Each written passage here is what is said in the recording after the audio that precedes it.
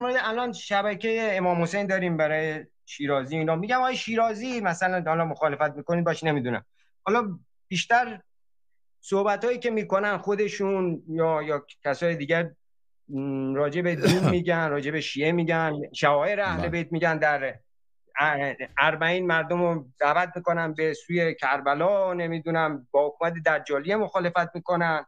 حالا شاید یه ایراداتی باشه ولی خب بیشتر شعائر دین رو دارن عرضه میکنن که مردم رو به سمتش که میگن.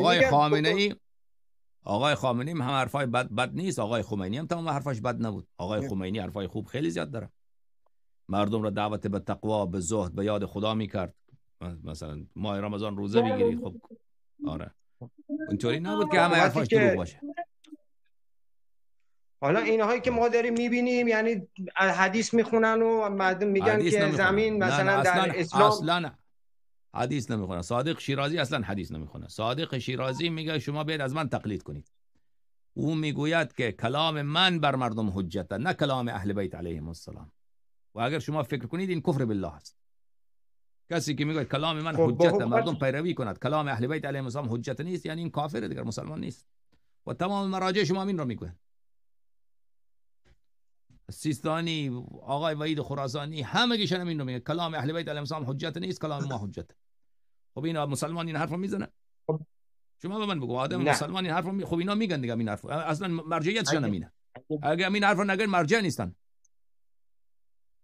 خب مثلا از امیرالمومنین هم میگن که هیچ زندانی سیاسی نداشتن، نه پیغمبر نه امیرالمومنین، هیچ زمینی نفروختن در دوره حکومتشون، ولی اینها دارن زمین میفروشن. زمین هر که آباد کرد برای اونه، 1 متر 100 متر هر چیز تونستی آباد کنی مالک هستی. دولت حق فروش زمین رو نداره. اما همین صادق شیرازی ببین اعتقاد به انقلاب داره، اعتقاد به ولایت فقیه داره، اعتقاد به حکومت اسلامی داره.